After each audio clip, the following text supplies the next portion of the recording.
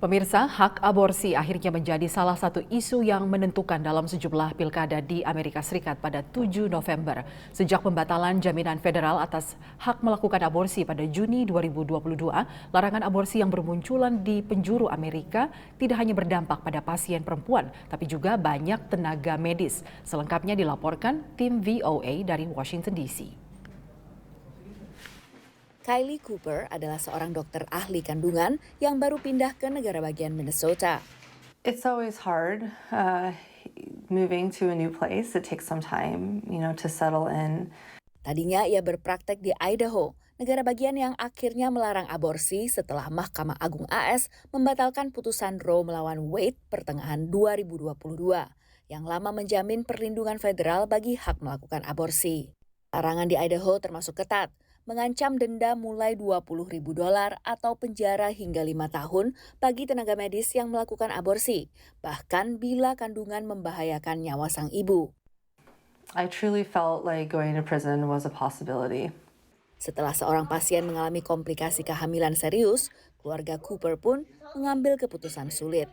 We are no longer able to provide the standard of care, the most evidence-based medicine for certain pregnancy complications because it was deemed illegal. And so ultimately we felt like we had to leave the state. Sementara Alicia Fields, juga seorang dokter ahli kandungan, justru pulang kampung ke Kentucky. Begitu negara bagian asalnya ini melarang aborsi. It was never a question of will I go back to Kentucky or not, because I knew there was that need, but it was more of what is my role going to be now because I can't provide abortions here. Sebelumnya, Alicia Fields berpraktek di Indiana dan kini ia melihat larangan aborsi justru sebagai kesempatan memberi layanan kesehatan reproduksi bagi warga Kentucky yang relatif tak terlayani. Kentucky is facing a huge need, healthcare in general, but particularly maternal healthcare. 70 out of the 120 counties don't have any OBGYN provider.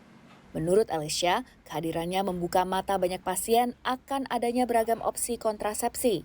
Dan setidaknya larangan aborsi di Kentucky masih memiliki pengecualian. Kentucky has stipulations for the life of the mother. So if there is enough concern that the mother's life is in danger, then you can intervene. The hard thing is waiting until that moment puts the patient at a lot of risk.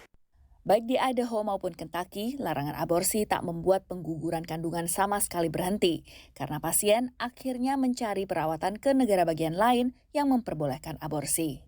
Pembatalan putusan Roe melawan Wade pada 2022 memang menciptakan dua kondisi berbeda di Amerika Serikat. Di kawasan Midwest atau Amerika Barat Tengah saja, akses ke aborsi dibatasi atau dilarang di banyak negara bagian termasuk Indiana, Ohio, dan Missouri. Sementara Illinois, tempat saya berada, justru mengukuhkan hak aborsi termasuk bagi pasien yang datang dari luar negara bagian. Dari Chicago, Illinois, saya Virginia Gunawan dan tim VOA. Pemirsa, informasi tadi sekaligus menutup jumpa kita dalam Presisi Utama hari ini. Saksikan terus tayangan Polri TV melalui website tvradio.polri.go.id dan YouTube TV Radio Polri, serta channel siaran digital terestrial 34 UHF.